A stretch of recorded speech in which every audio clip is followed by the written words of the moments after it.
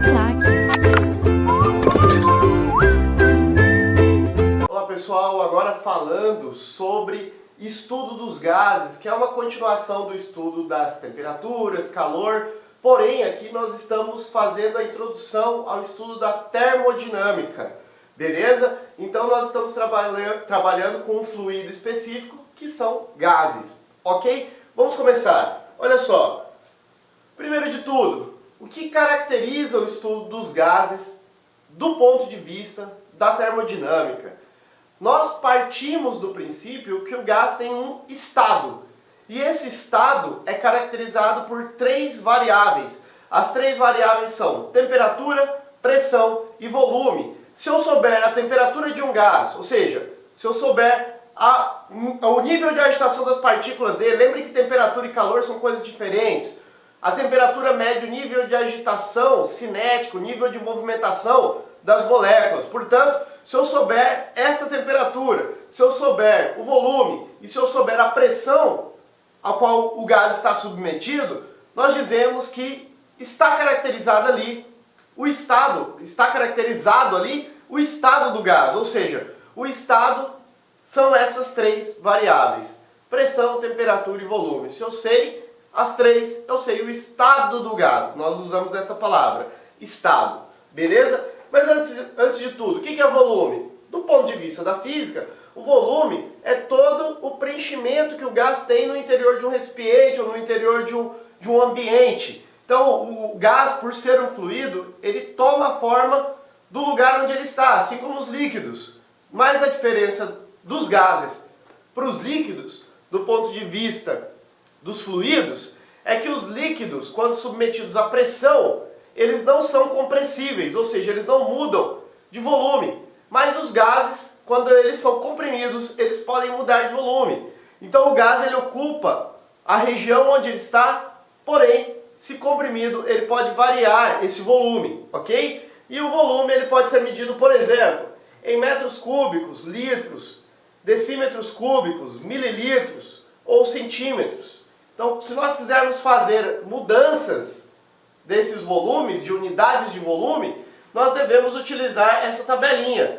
1 metro cúbico corresponde a 1000 litros. Então, para eu converter de metro cúbico para litro, que é muito comum acontecer em questões, é só multiplicar por 1000, que é a mesma coisa que 10 ao cubo.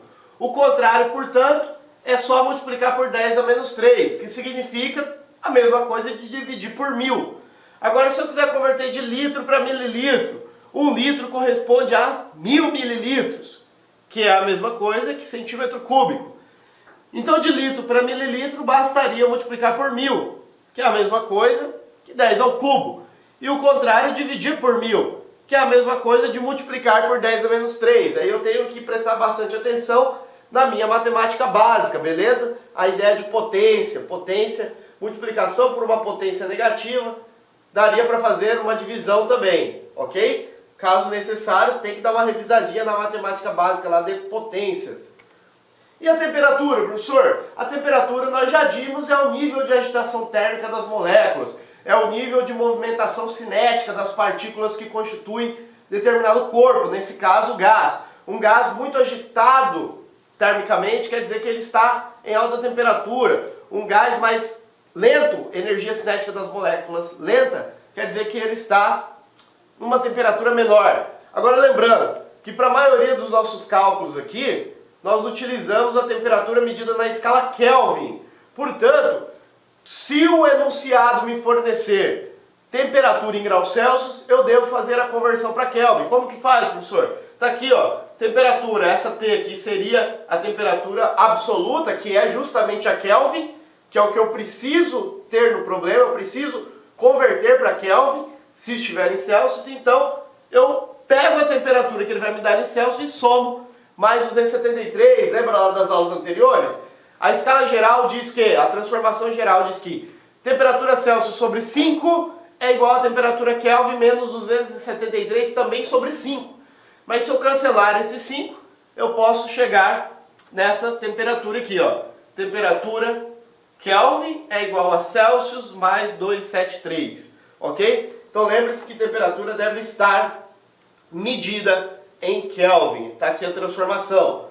Professor, e a pressão? A pressão lá na mecânica básica, a pressão dos nossos conceitos iniciais de física lá na mecânica, ela é estudada como uma força aplicada numa certa área, numa certa região. Então, quando eu pressiono, eu estou fazendo uma força numa área. Quanto maior a área, menor a pressão para uma mesma força. Se eu aplico numa área pequenininha, eu faço mais pressão. Então, por exemplo, se eu pressionar a palma da minha mão com a outra mão, eu estou exercendo uma força numa área maior do que se eu exercer com a ponta da caneta, a mesma força. Então, com a ponta da caneta, devido ao fato da área ser menor, aplicando a mesma força, eu gero uma pressão maior. Então, eu posso tirar aí que a pressão é inversamente proporcional à área, beleza? Uma área menor, eu gero uma pressão maior. Então, imagina que uma pessoa pise no seu pé, né? Uma pessoa que tem o mesmo peso, a mesma massa. Se ela pisar com tênis, eu sinto uma pressão. Mas se ela pisar com um salto agulha bem fininho, a mesma pessoa, o mesmo peso, a mesma massa, eu sinto uma pressão maior naquela região pelo fato de ser exercida numa área menor. Então essa é a definição de pressão. Do ponto de vista da termodinâmica e do ponto de vista dos gases, a pressão pode ser medida em unidades. ATM, que significa atmosfera, pode ser medida em centímetros de mercúrio, milímetros de mercúrio. Esses são os experimentos feitos, né, para se determinar pressões da coluna de ar que está sobre as nossas cabeças. Então é lógico, se existe ar, se existe gases sobre nós, esses gases exercem pressões sobre nós.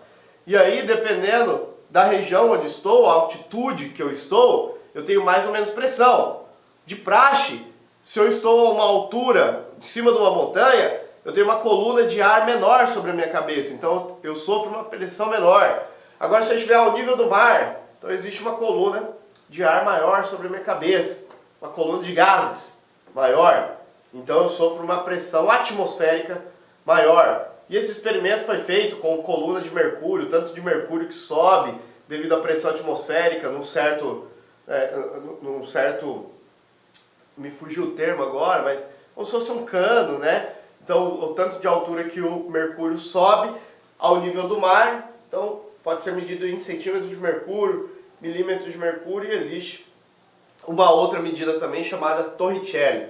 Então, o padrão é que 1 atm, ou seja, a pressão de uma atmosfera, que é a pressão ao nível do mar, corresponde a 76 centímetros de mercúrio, que corresponde também à mesma coisa, só convertendo o centímetro para milímetro, seria 760 milímetros de mercúrio. Isso acontece bastante, tá? Então, 1 atm, 76 é o mais comum. 76 centímetros de mercúrio ou 760 milímetros de mercúrio. E 1 milímetro de mercúrio corresponde a 1 Torricelli, tá? Um Torricelli.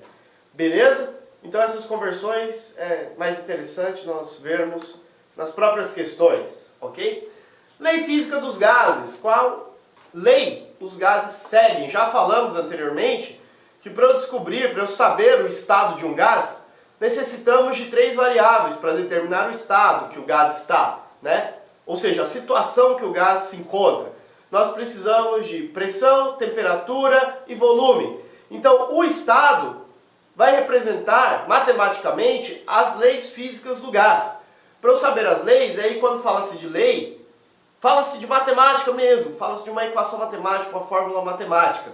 Então, a lei que vai determinar o estado do gás precisa dessas 3 variáveis e a relação que elas exercem umas sobre as outras. Ou seja, se as grandezas são diretamente proporcionais uma em relação à outra, o que eu estou dizendo é, dado um determinado gás, se eu aumento a temperatura dele num cilindro fechado, se eu pego um cilindro fechado, confino um gás ali dentro desse cilindro e aqueço esse gás, ele vai sofrer variação de pressão, sim ou não? E essa pressão vai aumentar ou vai diminuir? Ou seja, ela é diretamente ou inversamente proporcional a essa temperatura?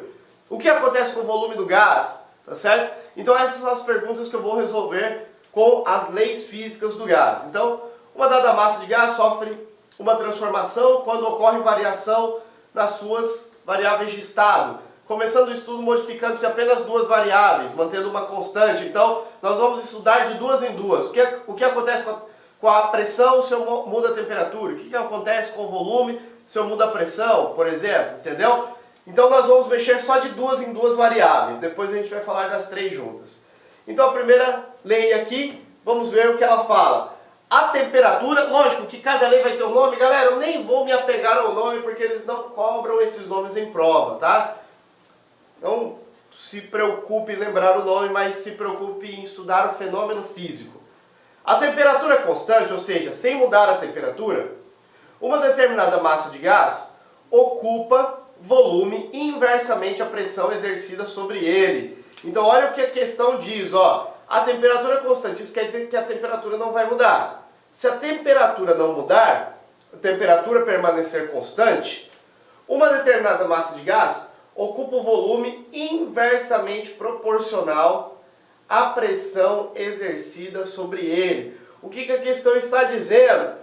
Que a questão não, o que o enunciado, que a lei está dizendo, que o volume e a pressão são inversamente proporcionais. O volume e a pressão são inversamente proporcionais. Então, imagine o seguinte, que eu tenho uma determinada pressão e eu tenho um determinado volume, mas se eu modificar essa pressão, eu dobro, por exemplo, a pressão, o que acontece com o volume? O volume fica dividido por 2, ou seja, ele diminui. Então, dado uma determinada pressão, aumentando-se essa pressão, o volume diminui na mesma proporção. Se eu dobro uma pressão, o volume é dividido por 2. Então essa é a primeira lei. Pressão e volume são inversamente proporcionais. Em outras palavras, se eu colocar aqui, ó, uma determinada pressão 1, tá certo? E um volume 1 para esse determinado gás, temperatura constante. Isto vai ser igual a pressão 2 vezes o volume 2, tá certo? Então, pressão e volume são inversamente proporcionais. Agora você pensa, se uma pressão aumenta, o volume diminui, o seu respectivo volume vai diminuir, tá, galera? Se você jogar isso na equação, você vai verificar pressão aumentando, volume diminui. Então, presta atenção, pressão aumenta, volume diminui. Ok? Tranquilos e calmos, na mesma proporção. Vamos ver a próxima aqui, vamos ver. Olha lá. Próxima lei, a pressão constante, ou seja, sem mudar a pressão, o volume ocupado pela massa fixa é diretamente proporcional à temperatura absoluta. Ou seja, o volume e a temperatura são diretamente proporcionais. Volume e temperatura são diretamente proporcionais. Ou seja, para uma pressão constante, mantendo a mesma pressão, se eu aperto o gás, ou seja, se eu aperto o gás, eu mudo a pressão. Então, eu não vou mexer na pressão. Eu vou manter uma pressão constante. Mas imagine, e se eu mexer na temperatura? Se eu mexer na temperatura, eu estou aquecendo esse gás. As partículas estão ficando mais agitadas.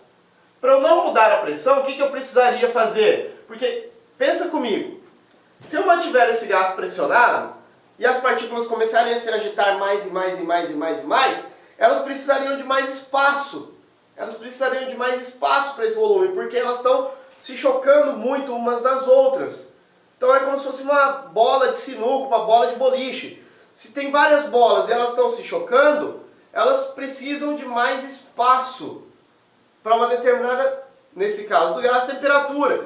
Então esse gás ele precisaria subir um pouco de volume. Então se eu aumento a temperatura, o volume precisa aumentar também, para eu manter a pressão constante. Porque se eu não aumentasse o volume aqui, a pressão aqui dentro iria aumentar. Lembra da panela de pressão? Apesar de que ali na panela de pressão existe líquido, mas existem gases também.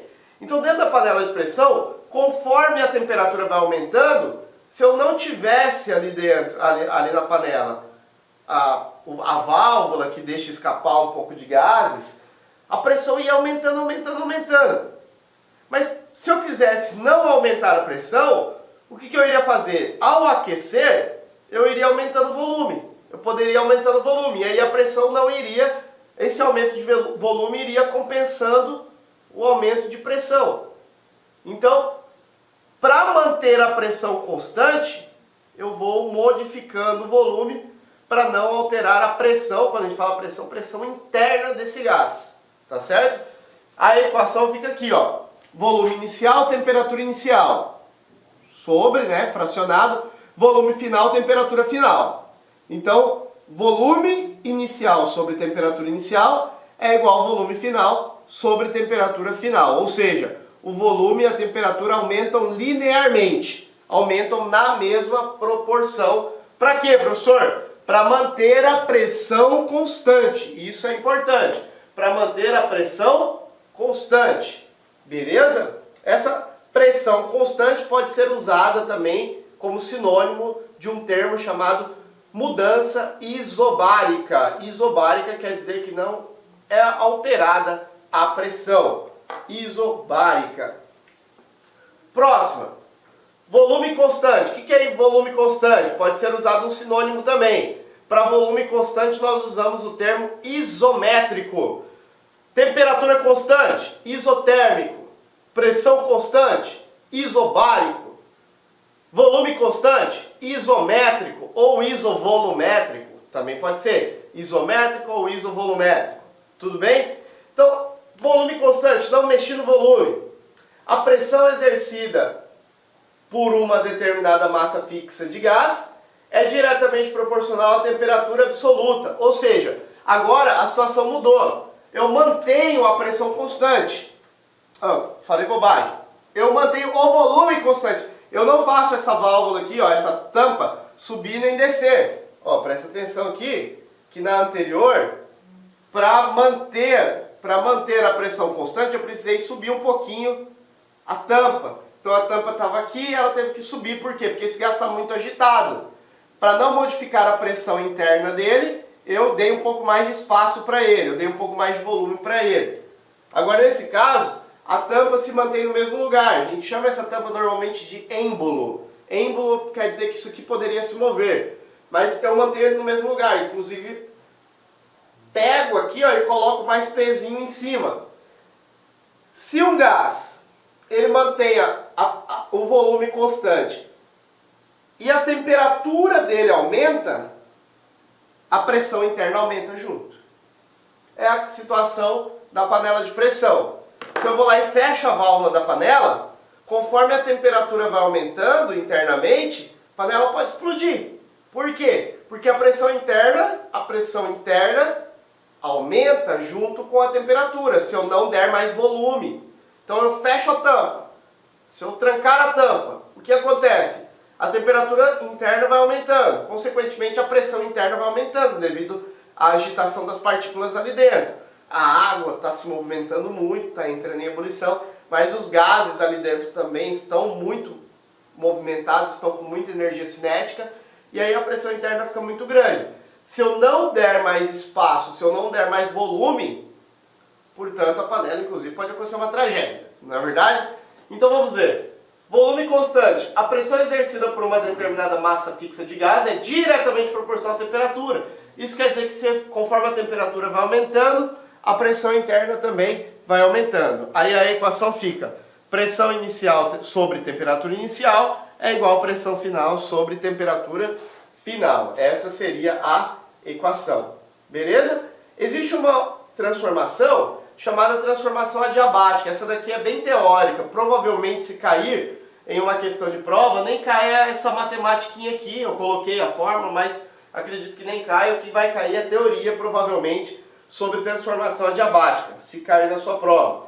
Vamos ver aqui. A transformação adiabática é um tipo de transformação bem particular, bem específica, pois nela é que o gás não troca calor com o meio externo, ou seja, não existe troca de calor com o meio externo, com o ambiente. Podemos afirmar que é esse tipo de transformação quando apertamos o spray do desodorante aerosol. Todo mundo já viu quando eu aperto. Alguém já viu também o botijão de gás, quando ele está liberando muito gás, quando está saindo muito gás? Então você pega no botijão de gás aqui, tem um fenômeno, né? E o aerosol também tem um fenômeno. Então, apertamos o desodorante aerosol, ou quando enchemos o pneu de uma bicicleta por meio de uma bomba manual.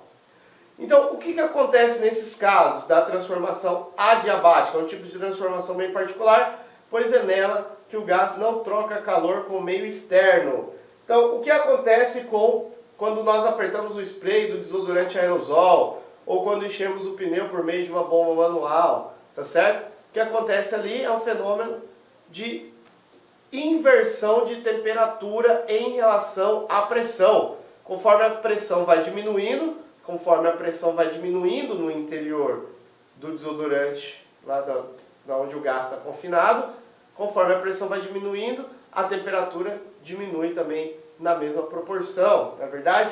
Beleza? Conforme o gráfico dessa pressão e volume, nós temos isso daqui, ó. Imagine que nós estamos a uma temperatura maior. Essa curva vermelha chama curva isotérmica. Quer dizer que todo mundo aqui está na mesma temperatura. Aqui é uma faixa de temperatura. Acima, quanto mais acima, maior a temperatura. E aqui uma faixa de temperatura menor.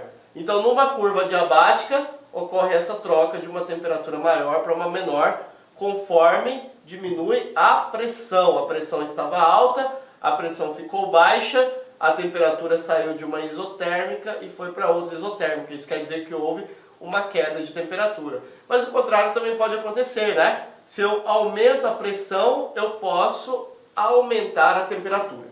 É isso que a transformação adiabática diz, tá bom? Professor, qual é a definição de gás que nós vamos usar? O que é um gás para nós, né? O gás perfeito ou ideal. Então nós vamos fazer algumas considerações, por quê? Porque nos exercícios ele vai falar, gás perfeito, gás ideal, depois ele vai falar o que pode falar, um gás real. Normalmente nós trabalhamos com gases ideais ou gases perfeitos, tá? Vamos ver. O gás perfeito ou ideal é aquele que obedece rigorosamente às leis físicas dos gases, ou seja, essas leis que nós acabamos de estudar. Então o gás ideal ele respeita perfeitamente isso que nós acabamos de ver. Proporção entre volume e temperatura e pressão, tá certo? E vice-versa. Então ele respeita as leis dos gases. O gás ideal simplesmente isso. Agora, o que é um gás real? Ele não segue perfeitamente o comportamento dessas leis, principalmente em pressões muito altas e em temperaturas muito baixas, porque ocorre alta redução de volume e as partículas muito próximas passam a interferir uma no movimento da outra. Existem colisões, e essas colisões aí elas são diferentes, tá certo? Um gás real aproxima do comportamento de um gás ideal à medida que diminui a pressão e aumenta a temperatura. Mas vamos lá, na maioria dos exercícios ele vai falar que o gás é perfeito ou ideal. Então o gás perfeito ou ideal ele segue rigorosamente essas leis dos gases que nós acabamos de estudar. Tá? Qual é a equação geral dos gases? É quando eu junto todas as equações. Então se eu juntar todas as equações em uma só, fica assim, pressão inicial, volume inicial, temperatura inicial, tá certo? Respeitando as proporções, ó.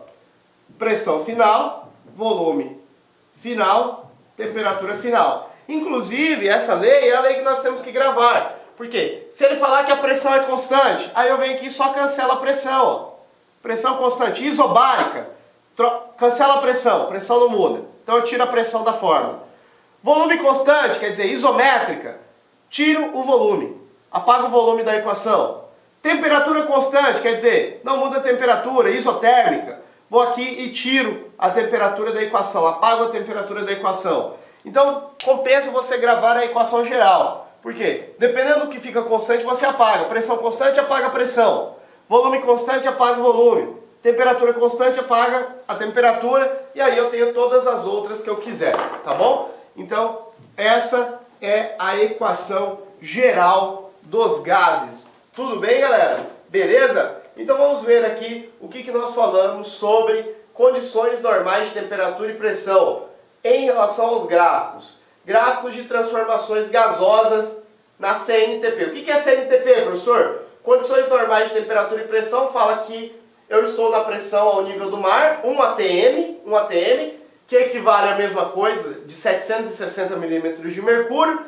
Isso é condição normal de pressão. E condição normal de temperatura são as temperaturas medidas ao nível do mar para pontos de fusão e pontos de ebulição da água. Ou seja, a água ao nível do mar, ela tem um ponto de congelamento a 0 graus Celsius, que corresponde a 273 Kelvin. E ela tem um ponto de ebulição, ou seja, ela começa a ferver a uma temperatura de 100 graus Celsius, que corresponde a 373 Kelvin, beleza? Hoje em dia é aceito, galera, graus Kelvin ou simplesmente Kelvin, 100 graus. As duas formas são aceitas. Então, numa forma gráfica, quando eu tenho aqui, ó, uma mudança dada por esta curva, ó, imagine, ó, eu estou saindo de uma pressão maior e estou indo para uma pressão menor, tá certo? Com uma certa curvatura aqui, ó, ocasionando também uma mudança de volume. Então essa curva é chamada uma isotérmica, tá certo? Uma isotérmica, ou seja, neste estado aqui, ó, nessa fase, não existe mudança de temperatura. Agora, quando esse gás ele sai desta região para esta região aqui, ó, nessa segunda mudança, não ocorre mudança de pressão. O volume muda, ó, sai desse volume e vai para um outro volume, mas a pressão se mantém constante. Então é só olhar no gráfico o que muda e o que não muda. Se a pressão permanece constante, nós temos aqui uma mudança isobárica. Uma mudança isobárica, portanto, é uma mudança de estado onde não existe mudança, variação de pressão, ok? Então eu vou avaliando no próprio gráfico as mudanças que existem e mudanças que não existem no gráfico, beleza? Vamos falar agora da lei de Avogadro e vamos falar do volume medido aí, olha lá, ó, o volume medido para 1 mol, isso aqui é mais da química, mas vamos tocar nesse assunto. Se o exercício falar na sua prova lá, física, caiu lá a lei dos gases, e ele fala que está sendo medido o volume de 1 mol de um gás qualquer, esse 1 mol corresponde ao volume de 22,4 litros. Isso é uma medição, isso é uma medida experimental, uma medida empírica, medida em laboratório, experimentalmente. 1 mol de gás, se ele usar esse termo, 1 mol de gás, 22,4 litros de gás. Beleza? 22,4 litros para uma medida de 1 mol. Vamos aqui na equação de Clapeyron, que é uma equação muito utilizada também. Ele usa justamente essa ideia de mol dentro da equação, tá certo? É a equação PV igual a nRT. PV igual a nRT. Alguns lembraram aí de um macetezinho usado no ensino médio, mas eu não vou falar não, tá? Então o que é dito nessa equação de Clapeyron? Olha só, pressão vezes volume é igual ao número de partículas do gás, aqui às vezes é utilizado o mol mesmo como padrão, o exercício vai te falar, vezes uma constante R, que é a constante aqui do gás, tá? A constante é dada também nas questões, vezes a temperatura. Então é uma relação entre pressão, volume e temperatura, mas envolvendo aqui as partículas do gás. Ele pode usar aqui o número de mols, por exemplo. É uma questão bem específica. Vamos ver nos exercícios. Beleza? Turma, nós vimos aqui a equação geral do gás e a equação de Clapeyron, muito utilizado. Agora vamos falar especificamente da termodinâmica e das leis da termodinâmica. Beleza? Vamos lá. Pessoal, vamos falar agora da termodinâmica e das duas leis da termodinâmica. Falando especificamente, a gente vai tomar muita atenção aqui para tentar aplicar isto em situações reais, porque as leis da termodinâmica tratam muito de motores a combustão, tratam também de resfriamento, ar-condicionado, coisas desse tipo, tá certo? Então as leis têm muita aplicabilidade. Vamos falar aqui primeiro do estudo da termodinâmica. O que a termodinâmica trabalha? Olha só, o estudo da termodinâmica está diretamente ligado à capacidade de uma transformação gasosa, ou seja, de uma mudança de estado termodinâmico do gás. A mudança da pressão, do volume, da temperatura, conforme nós falamos. Então existem diversas aplicações aqui, motores a combustão, eu falei, né? Então motor de carro, os motores de resfriamento também, tá certo? Máquinas que resfriam, máquinas frigoríficas, freezer, tá? Ar-condicionado. Então pode ser aplicado nisso aí. Vamos procurar entender de forma mais intuitiva para que a gente tenha uma linha de trabalho aqui associada a coisas que a gente já sabe, tá? Primeiro, nós vamos conversar teoricamente sobre energia interna. O que é a energia interna de um gás? Vamos lá, nós falamos da energia interna, só que utilizando um outro termo como comparação, uma outra grandeza comparativa, que era a temperatura. Quando eu falei de temperatura, eu falei bem assim, galera, a temperatura depende, ela não é, mas ela depende do nível de agitação das partículas. Conforme as partículas estão mais agitadas, a temperatura pode estar maior. Normalmente ela está maior, conforme as moléculas estão se movimentando. Imagine, vamos fugir um pouco do gás, mas imagine um líquido, água. Quando eu coloco a água para ferver lá no fogão, conforme a temperatura vai aumentando e a água vai entrando em ebulição, eu inclusive consigo enxergar que a água começa a se movimentar mais. O nível de agitação das moléculas começa a ficar maior, ela fica mais agitada, começa a borbulhar. Então esse nível de agitação térmica, ele traduz a temperatura. Mas esse nível de agitação térmica, ele é medido através da energia interna do gás. E a energia interna do gás, ou seja, a energia cinética, a energia dessas movimentações, faz com que a temperatura aumente, tá certo? Então, a temperatura não é a energia em si, mas ela tem relação com a energia. E essa relação é de uma proporção direta. Conforme a energia interna do gás, ou seja, conforme as partículas ficam mais agitadas, a temperatura aumenta também. Beleza? De forma que nós temos aqui uma equação para determinar a energia interna representada pela letra U. E aí nós temos aqui, se o gás está pouco agitado, nós temos uma temperatura menor. Se ele fica muito agitado, ele tem uma temperatura menor. Mas essa agitação, essa movimentação é a energia interna do gás. Se traduz em energia interna, representada pela letra U. A energia interna é 3 sobre 2 de nRT. Lembra que N, ele vai ter que me falar normalmente, né? Tem a ver com o número de partículas ou o número de mols. O R é uma constante, normalmente eles falam também, eles têm que falar. E o T é a temperatura. Então tome cuidado que aqui eu estou medindo U. Eu estou medindo a energia interna desse estado e a energia interna desse estado, individualmente. Mas se eu quiser saber a variação, quando sai daqui e vai para cá, qual foi a variação? Ou seja, o tanto de aumento que teve de energia interna. Aí eu faço ΔU, ou seja, a variação de energia interna. Ó, os outros termos se mantêm constantes, ó, 3 sobre 2, NN, RR. Só que a variação tem a ver com a variação da temperatura. Então, para eu saber a variação da energia interna, eu tenho que saber o tanto de aumento de temperatura, ou diminuição, pode ser também, o tanto de aumento ou diminuição de temperatura que ocorreu, tá certo? Então, por exemplo, se a temperatura saiu de 20 graus Celsius e foi para 50 graus Celsius, tá? Ah, professor, mas a temperatura é medida em Celsius? Não, é em Kelvin.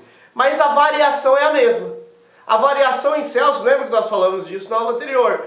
A variação Celsius e a variação Kelvin é a mesma. Ou seja, se ocorrer 30 graus de variação na escala Celsius, vai ocorrer também 30 de variação na escala Kelvin, tá bom? Então a variação vai ser 30. Então, se eu quiser a variação e não a temperatura específica, eu coloco o tanto de aumento que teve nesse exemplo, 30 aqui, e aí eu vou ter que calcular e medir a variação da energia interna. Então, se eu quiser saber para uma temperatura específica, ou se eu quiser saber para uma variação de temperatura, o quanto varia também a sua energia interna, que tem a ver com o grau de agitação das partículas, beleza? Isto é a energia interna. Trabalho, o que é o trabalho? Lá na mecânica, nós estudamos isso em física também, o trabalho era o tanto de energia que eu tinha que disponibilizar para tirar um objeto de um lugar a outro, ou seja, para deslocar um objeto. O trabalho era a força vezes o deslocamento. Mas no sentido dos gases, por exemplo, se eu tenho um gás aqui e eu desejo aumentar a pressão ou diminuir a pressão do gás, eu vou ter que imaginar que ele está dentro de um recipiente e eu vou, por exemplo, apertar um êmbolo, que é uma tampinha móvel que eu posso apertar ou movimentar isso aqui. Se eu aumento a pressão, quer dizer que eu estou exercendo força sobre o gás. Eu estou exercendo trabalho sobre ele, um trabalho positivo. Então, conforme eu aperto o gás, a pressão interna aqui vai aumentando. Imagina que o gás está confinado aqui. Isso aqui é uma tampinha que pode se movimentar, um êmbolo. E eu aperto esse êmbolo, faço um trabalho nele. Trabalho é movimentar esse êmbolo com uma força. Conforme eu aumento essa pressão, eu estou exercendo trabalho sobre o gás. Mas em termos termodinâmicos, esse trabalho é medido assim, ó. O trabalho é igual a quem? A pressão que eu exerci no gás e a variação do volume que ele teve. Ou seja, vamos imaginar aqui, ó, se esse gás estava confinado aqui em um volume de 1 metro cúbico inicialmente, e eu apertei ele aqui, fiz uma força, fiz um trabalho nele, e ele reduziu o seu volume para meio metro cúbico, eu variei o volume dele em meio, tá certo? Em meio, então a variação do volume é o ΔV, o tanto que eu corrigindo, o tanto que eu variei o volume dele. Eu pressionei e modifiquei o volume. Quanto de modificação de volume existiu? Então isso vai ser o ΔV.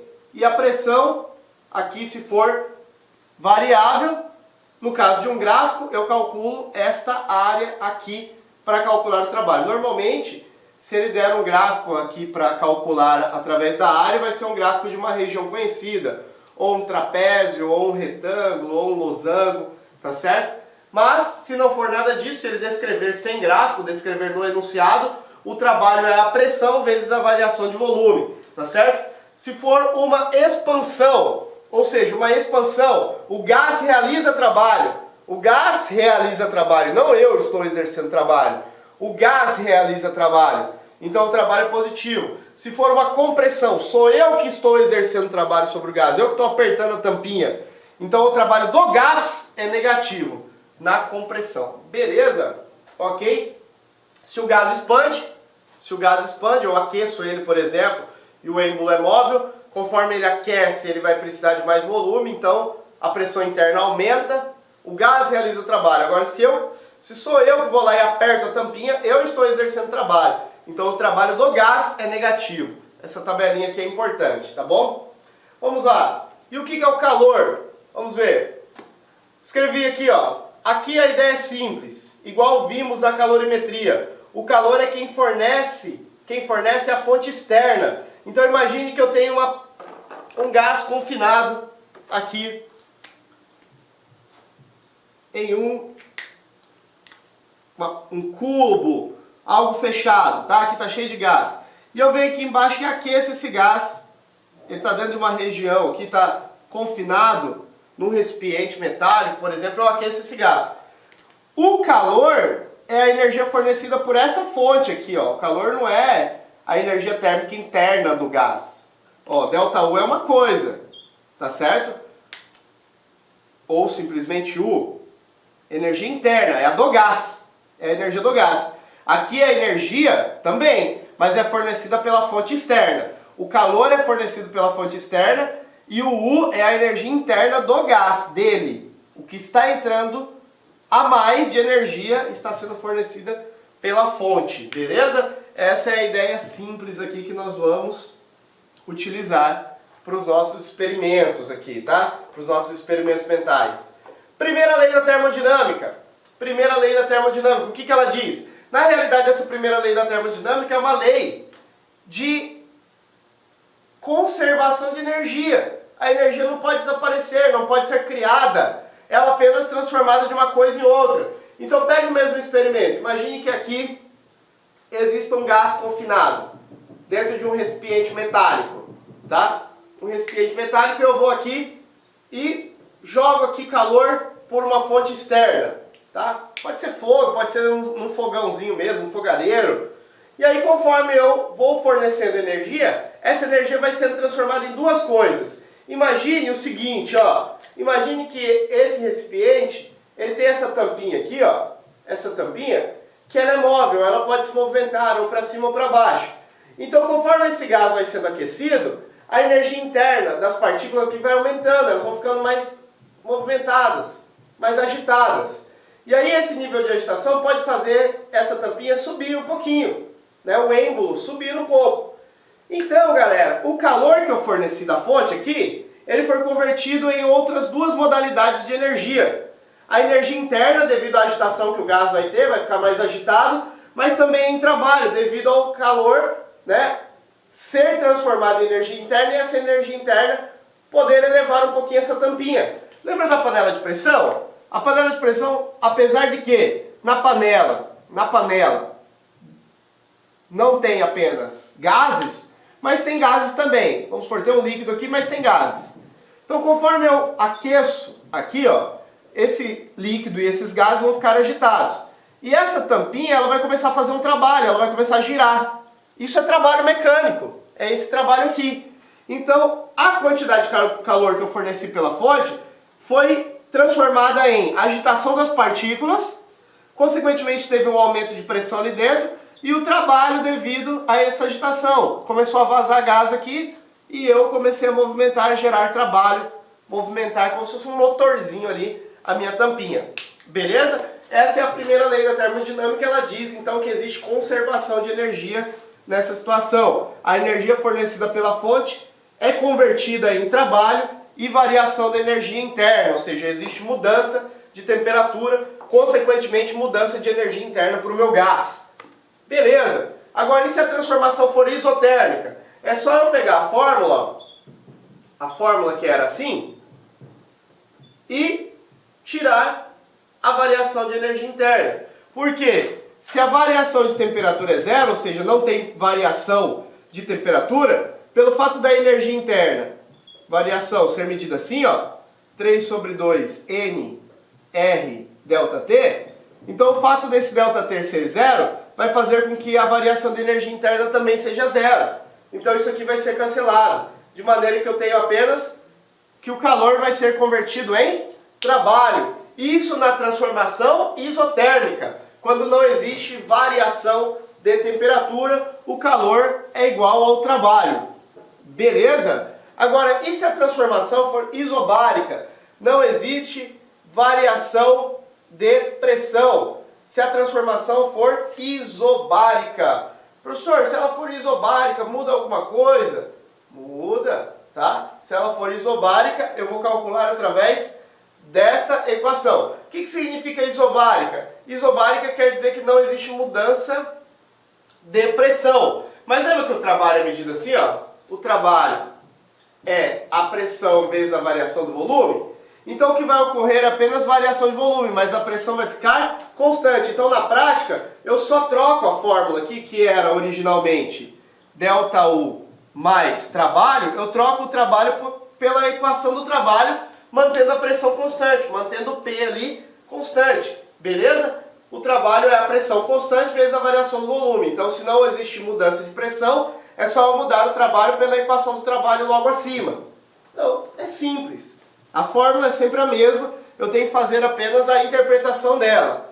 Agora, e se a transformação for isocórica? Isocórica, galera, é a mesma coisa de isométrica. Isométrica quer dizer que não existe mudança de volume, tá certo? Mudança de volume, o volume permanece constante. Quer dizer que o gás, quando estava confinado, não teve mudança na posição do êmbolo aqui, ó. O êmbolo não subiu, a tampinha, né, não subiu e nem desceu. Portanto, se o êmbolo não sobe nem desce, não houve realização de trabalho. O trabalho é igual a zero.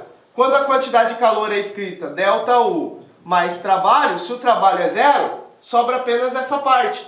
Então, o calor é igual à variação da energia interna. O calor é igual à variação da energia interna do gás. Beleza? Então, isso quando a mudança for isométrica, que é a mesma coisa de isocórica, que é a mesma coisa de isovolumétrica, tá bom? Professor, e se a transformação é adiabática? Adiabática quer dizer o quê? Antes de tudo, quer dizer que o calor é zero.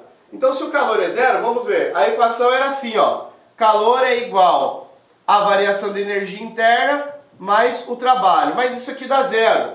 Então, se eu zerar, fica aqui o ΔU é igual ao trabalho negativo, porque eu vou mandar o trabalho para cá.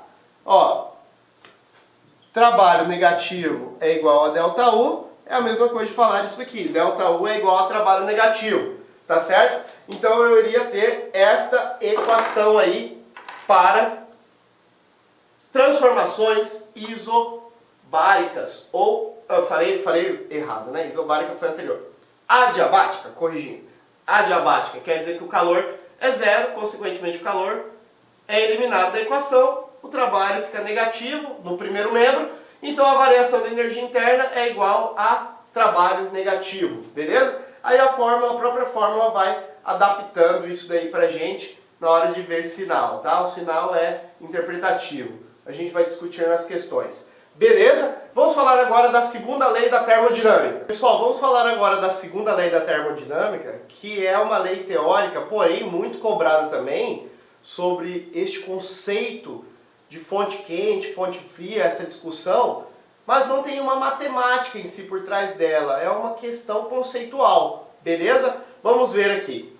É impossível qualquer máquina cíclica, podemos ler máquina térmica, produzir como único efeito transmissão contínua de calor de um corpo que esteja a maior temperatura. Vou traduzir. O que ele está dizendo é que não existe como ocorrer naturalmente, ou seja, espontaneamente, de forma natural, conversão de calor de uma fonte fria para uma fonte quente. É como se o calor tivesse um sentido natural de conversão. Ele é sempre da fonte quente para a fonte fria. Em outras palavras, é impossível que um corpo que esteja mais aquecido, ou seja, um corpo a uma temperatura maior, em contato com um corpo de temperatura menor, ou seja, um corpo mais frio, é impossível que o quente fique mais quente neste contato. E é impossível que o frio fique mais frio. Por quê? Porque o sentido espontâneo dessa troca de energia é que o quente forneça energia para o frio. Ou seja, este que estava a temperatura menor vai levar a sua temperatura um pouco. E este que estava a uma temperatura maior, como ele cedeu a energia, ele vai diminuir um pouco de temperatura. Então, esta é a transformação natural de energia em relação à troca de calor, troca de temperatura. Beleza? Então não existe como fazer naturalmente a troca de calor de um corpo frio para um corpo quente. É o contrário. A troca de calor é sempre do corpo mais quente para o corpo mais frio. Então é sempre da fonte quente para a fonte fria. Tá certo? De maneira que é impossível, por exemplo, em um dia de verão, em um dia que está ensolarado, que um rio se congele, perdendo energia para a vizinhança, para as beiradas, para as margens. Então, isso não vai acontecer, tá certo? Então esse primeiro enunciado é chamado enunciado de Clausius. E de uma outra maneira, mas dizendo, apenas reforçando o que Clausius diz, Kelvin e Planck dizem: uma transformação cujo único resultado final seja transformar em trabalho o calor extraído de uma fonte que esteja em todos os pontos a mesma temperatura, é impossível. Ou seja, então, uma transformação cujo único resultado seja transformar em trabalho o calor extraído de uma fonte que esteja em todos os pontos da mesma temperatura é impossível. Por quê? A realização de trabalho exige o seguinte: exige que eu tenha uma fonte quente, mas essa fonte quente forneça energia para uma fonte fria, de forma que eu não posso ter duas fontes a uma mesma temperatura. Eu preciso fonte quente extraindo para uma fonte fria esta energia. De forma que se eu tivesse duas fontes a uma mesma margem de temperatura, não existiria trocas de calor. Portanto, não existiria realização de trabalho, ok? Então não existe transformação espontânea desse tipo. Ah, professor, mas existe transformação de calor sim, de uma fonte fria para uma fonte quente. Por quê? Quando eu ligo o ar-condicionado, eu resfrio o ambiente. Mas essa transformação não é espontânea. Existe um custo de energia externo para que isso aconteça. Beleza? Essa transformação não é espontânea. Vamos agora falar do rendimento das máquinas térmicas. Turma, quando se fala de rendimento, eu estou falando da eficiência de uma máquina. Nós falamos isso também lá na mecânica. Então, existe uma energia que é fornecida para a máquina e uma energia que é aproveitada efetivamente. Por exemplo, no caso das máquinas térmicas, eu vou dividir para calcular o rendimento o trabalho efetivo, ou seja, o trabalho de aproveitamento dessa máquina, pelo calor recebido, que foi toda a energia fornecida para a máquina. No caso, quem que é o trabalho efetivo? O trabalho efetivo é o trabalho fornecido, ou seja, vai ser a energia que foi recebida. Essa energia recebida é a energia fornecida pela fonte quente, menos a energia expelida para a fonte fria. Ou seja, calor da fonte quente menos calor da fonte fria. Tudo isso dividido pelo que foi fornecido. Foi fornecido pela fonte quente para uma máquina. Tá certo? Então, calor da fonte quente menos calor da fonte fria, dividido pelo calor fornecido, que é fornecido pela fonte quente. Se você trabalhar um pouquinho a matemática básica aqui, você poderia chegar nessa segunda equação, 1 menos fria dividido por quente. 1 menos fria dividido por quente. Aqui eu posso ler quente menos frio dividido por quente. Este é o rendimento de uma máquina. Ele vai ter que me falar esses calores, tá bom? Beleza? Vamos falar agora do ciclo de Carnot. Vamos lá. Pessoal, vamos falar agora do ciclo de Carnot, que também vai idealizar a máquina de Carnot. Vamos entender isso aí. O ciclo de Carnot foi idealizado por Sadi Carnot em 1824 e é um ciclo reversível, ou seja, um ciclo que trabalha de forma reversível. Ele volta, né, para a situação inicial, composto por duas transformações adiabáticas e duas transformações isotérmicas, executado por 4 etapas, conforme o exemplo a seguir. Então, olha lá, o gráfico me diz o seguinte: eu tenho aqui uma curva isotérmica, eu tenho uma curva isotérmica, tá? O que ocorre é uma mudança adiabática e mudanças isotérmicas. Então, olha o que é dito, ó. O ciclo é composto por 4 etapas, 2 mudanças isotérmicas e 2 mudanças adiabáticas. Quais são as adiabáticas? Essa daqui, ó, verdinha, quer dizer, sai de uma temperatura menor, vai para uma temperatura maior, vai para uma temperatura constante, tá certo? Uma mudança de temperatura constante, uma isotérmica. Aqui ocorre uma perda de calor e aqui uma mudança de temperatura novamente, conforme uma adiabática. Aqui não existe mudança de calor. E aí o ciclo volta. Ó, adiabática quer dizer calor constante. Isotérmica, temperatura constante. Adiabática, calor constante. Porém aqui existe diminuição de temperatura. Isotérmica, não tem mudança de temperatura. Mas aqui tem mudança de calor. Tá? O trabalho é maior do que zero. Mas o que às vezes é pedido, na maioria das vezes é pedido, é o rendimento da máquina de Carnot. O rendimento da máquina de Carnot é 1 menos temperatura da fonte fria dividido por temperatura da fonte quente. 1 menos temperatura da fonte fria dividido por temperatura da fonte quente. Professor, mas por que a máquina de Carnot é tão importante? Vamos ver. Nenhuma máquina térmica que opere entre uma dada fonte quente e uma fonte fria pode ter um rendimento superior ao da máquina de Carnot, ou seja, ao máximo rendimento possível. Todas as máquinas de Carnot que operem entre essas duas fontes terão o mesmo rendimento. Ou seja, não existe uma máquina térmica que operando, né, nesse ciclo, que operando entre uma fonte quente e uma fonte fria, tenha um rendimento maior do que a máquina de Carnot. Pessoal, essa foi a nossa etapa sobre termodinâmica. Agora nós vamos resolver questões sobre esse assunto. Beleza? Vamos lá. Pessoal, vamos fazer aqui uma questão sobre esse sistema termodinâmico. Vamos lá.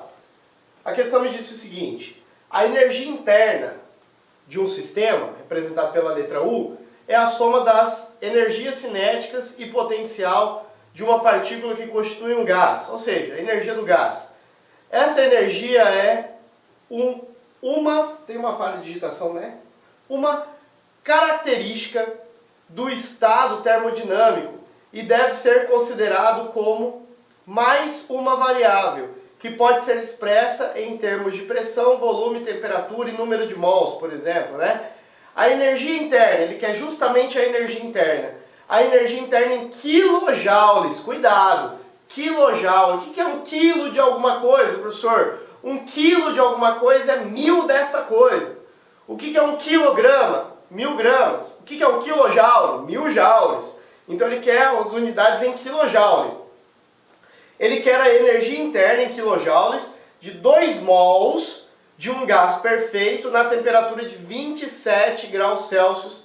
Ele quer essa resposta em quilojoules, né? Ele quer essa resposta em quilojoules. Portanto, energia interna é a pedida, energia interna é a pergunta da questão. Vamos lá. Como que se calcula a energia interna de um gás, professor? energia interna, 3 sobre 2 de nRT. E eu passei batido também, mas a questão ele te deu aí no final o R, tá? Ele te deu o valor de R, deixa eu voltar aqui, ó. Vamos lá. Ó, o R 8,31 joules por mol Kelvin. Ele te deu já medido em Kelvin, em joules, o valor do R. Então vamos substituir. Quem vai ser o U? 3 sobre 2 vezes, quem é o N? O exercício falou que são 2 mols e o N é justamente isso. É o número de mols, tá certo? R, quem é o R? O exercício me deu 8,31. 8,31. Quem é a temperatura, professor? Ele falou que a temperatura era 27 graus Celsius, mas nós não trabalhamos em Celsius, nós trabalhamos em Kelvin. Então é só vir aqui e fazer 27 mais 273. Esse 2 com esse 2 pode ser cancelado, sobra apenas 3 vezes 8,31. E se você somar isso aqui, 273 mais 27, aqui vai dar 10, né? Vai 1, aqui vai dar 10 também, então isso aqui vai dar 300. Então se eu multiplicar todo mundo aí, 3 vezes 8,3, 8,31, vezes 300, vai dar isso daqui, galera, ó, 7.479. Só multiplicar todo mundo aí,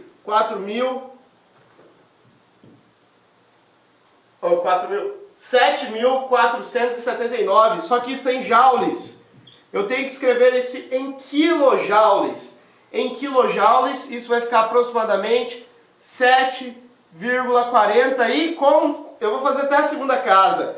Quando aqui, ó, eu olho para essas duas, essa terceira é 5 ou maior do que 5, eu aproximo essa casa aqui do centésimo, ou seja, do 7 aqui, para mais. Então ela vai ficar aproximadamente 7,48 quilojoules. O que eu fiz aqui, galera? Eu dividi isso aqui por 1000. Por que eu dividi por 1000? Para transformar de joules para quilojoules. A alternativa correta da tua questão aí vai ficar aproximadamente, ó, não deu exatamente, ele fez a aproximação, acho que equivocada, mas o mais próximo disso é a alternativa D de dado, beleza? Alternativa D de dado é a mais próxima, ele coloca 47, mas na verdade é 48, porém a mais próxima realmente 7,47. Alternativa D de dado. Beleza, galera? Tranquilos? Vamos para a próxima questão. Pessoal, próximo exemplo aqui sobre transformações termodinâmicas. Vamos ver aqui. Uma câmara hiperbárica, ou seja, de alta pressão, é um compartimento fechado, selado, de volume constante, ou seja, o volume não sofre alterações, onde uma pessoa é submetida a pressões maiores que a da atmosférica, ou seja, maiores do que a pressão que nós estamos acostumados. Considere uma câmara hiperbárica com N1 mols de ar, ou seja, uma certa quantidade aí de ar em mols. Inicialmente, a 1 vezes 10 a quinta, esse 10 a quinta, tá bom? Correção. 10 a quinta pascal de pressão a 300 kelvins, ou seja, deu a pressão, deu a temperatura. 10 a quinta pascal, 300 kelvin. A uma quantidade de ar que foi injetado. Ó, uma quantidade de ar, tinha uma certa quantidade de ar, foi injetado mais o ar. Câmara hiperbárica, não sei se vocês já viram, é para fazer teste de resistência, tá? Você entra dentro de uma câmara e submete a uma pressão, e aí foi injetado uma quantidade maior de ar ali dentro ainda, e passou a ter N2 mols, uma quantidade de 2 mols, ou seja, com certeza a quantidade de mols aumentou, porque ele falou que foi injetado mais ar ali dentro. E a pressão também aumentou, foi para 6 vezes 10 a quinta, correção, 10 a quinta, não 105, pascal. E a temperatura foi para 330 kelvins. Ele quer, considerando o ar um gás ideal, ele quer a razão N2 sobre N1. N2 sobre N1, ou seja, o gás 2 dividido pelo gás 1. Número de mols do gás 2 dividido pelo número de mols do gás 1. Ou seja, quantas vezes a mais foi injetado ar, né? Ele quer saber quanto que isso vale aproximadamente. Bom, vamos lá. De onde que eu vou partir? Como ele falou de número de mols, falou tudo isso, a questão foi um pouco chata aqui, porque ele não deu o valor do R, né? Mas não tem problema, nós vamos cair numa situação onde nós não precisamos do R. Então nós temos duas situações. Situação 1, pressão 1, volume. Ele falou que o volume, salvo engano, é constante, né? Isso mesmo, falou. N1, R, temperatura 1. Só que olha só, aí ele me disse, vamos ver. Ele falou que o volume se manteve constante, pressão 2 vai ser, eu posso colocar o mesmo volume, só que o número de mols foi injetado mais mols, o R é uma constante mesmo, e a temperatura mudou para uma temperatura 2, tá certo? Se eu dividisse, né, este termo por este, deixa eu ver quem que eu vou dividir por quê, ele quer 2 sobre 1, N2 sobre 1. Então na realidade eu vou dividir este de baixo por este de cima. Se eu fizesse essa divisão, eu ficaria assim, ó. Pressão 2 dividida por pressão 1 vezes volume seria igual a N2 RT2. Por que eu estou dividindo? Porque ele quer isso aqui, ó. N2 sobre N1. Por isso que eu estou dividindo. Eu estou fazendo o que ele quer. Estou fazendo a divisão. RT2. Corrigindo. T1. E aí volume se conserva, P2 sobre P1 é igual a, vamos ver, N2 é o que ele quer sobre N1, o R pode cancelar também, sobrou T2 dividido por N1, T1. Bom, vamos ver o que ele me deu. Ele me deu a pressão 2, a pressão 2 ele me deu, ó. Pressão 2 ele falou, a nova pressão, 6 vezes 10 a quinta. Então aqui eu vou colocar 6 vezes 10 a quinta. E a pressão 1 ele tinha me dado também. 1 vezes 10 a quinta. Isso é igual. N2 sobre N1 é o que eu quero. N2 sobre N1 é o que eu quero. E ele falou que a temperatura passou a ser 330 e antes era 300. Então eu posso fazer aqui até uma simplificação também. 10 a quinta com 10 a quinta pode também. Aqui fica 6 sobre 1. E aqui fica N2 vezes 33 e N1 vezes 30. Bom, vamos ver. Esse 30 que está dividindo passaria multiplicando e esse 33 que está multiplicando passaria dividindo. Então fica 6 vezes 30 dividido por 1 vezes 33, que é o próprio 33. E esse vai ser o N2 sobre o N1, que é o que eu quero, tá? 6 vezes 3 é 18, ficaria 180, dividido por 33. Aí praticamente acabei a questão, né? É só dividir. Galera, 180 dividido por 33, 180 dividido por 33 vai dar 5,45. Então, N2 sobre N1, 5,45, tá certo? Então eu coloquei uma taxa de 5,45 a mais de gás, N2 proporcional a N1. Ele quer apenas essa resposta, N2 dividido por N1. A resposta é a letra A, lá no seu gabarito. A alternativa certa, letra A, dentre essas alternativas. Beleza? Tranquilos? Vamos para a próxima questão. Pessoal, vamos fazer aqui a nossa última questão. Ela vai tratar da segunda lei da termodinâmica. Vamos ver. A segunda lei da termodinâmica pode ser encarada como o princípio da degradação da energia. Por quê? Quando se fala princípio da degradação de energia, a segunda lei da termodinâmica diz o seguinte, que é impossível espontaneamente converter calor, converter em trabalho, calor convertido da fonte fria para a fonte quente. É impossível. O calor é espontaneamente convertido da fonte quente para fria. A partir daí ocorre realização de trabalho. Beleza, professor, mas o que é esse princípio da degradação de energia? A ideia é a seguinte, é impossível que todo o calor fornecido pela fonte quente seja convertido em trabalho. Então não vai ser todo o calor que vai ser convertido em trabalho. Parte desse calor vai ser expelido para uma fonte fria, por isso que é dito degradação de energia, beleza? Em outras palavras, vamos ver como que isso é trazido aqui, é colocado nas questões, nas alternativas. Letra A. É impossível converter totalmente o calor em outra forma de energia totalmente o calor? Olha aí, galera, foi mais ou menos isso que a gente falou, tá? É impossível converter totalmente o calor em trabalho. Trabalho é energia. Uma parte desse calor da fonte quente vai ser expelido para a fonte fria.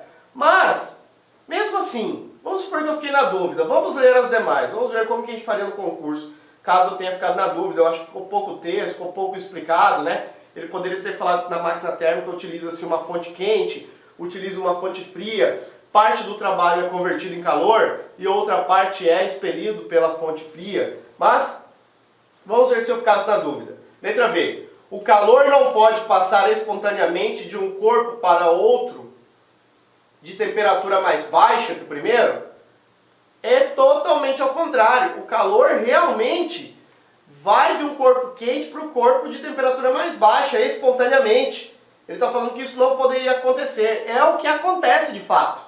Então ele está invertendo as ideias. Ele está falando bem assim, ó, o calor não pode passar espontaneamente de um corpo para outra temperatura mais baixa? É justamente isso que acontece espontaneamente. Ele inverteu a ideia. C. Para produzir trabalho continuamente, isso aí já é, vamos ver, continuamente, uma máquina térmica operando em ciclos deve necessariamente receber calor de uma fonte fria e ceder parte para a fonte quente é ao contrário. Se ele tivesse invertido, estava perfeito. Necessariamente receber calor da fonte quente para uma fonte fria. Agora essa ideia de trabalho contínuo aí também é perigoso, tá? D. É possível construir uma máquina operando em ciclos cujo o único efeito seja retirar calor de uma fonte e convertê-lo em uma quantidade equivalente de trabalho. Equivalente não. Não vai ser convertido todo em trabalho. Parte vai ser convertido, vai ser cedido para uma fonte fria. Não vai ser todo convertido em trabalho. É impossível uma máquina térmica que tenha rendimento de 100%. É isso que ele estaria falando. A máquina converte tudo que ela recebeu em trabalho. Não, não converte. Letra E. A termodinâmica impede de qualquer... É independente. A termodinâmica é independente de qualquer teoria atômica molecular? Tá louco, olha o tanto de coisa que a gente falou sobre teoria atômica molecular. Energia interna, tá? Número de mols dos gases. Depende, teoria atômica molecular, tá? Realmente a letra A é o nosso gabarito, beleza? Então, se for necessário, releia lá princípios de Clausius, princípio de Planck e Kelvin vai falar sobre isso, beleza? Valeu, turma, até a próxima aula!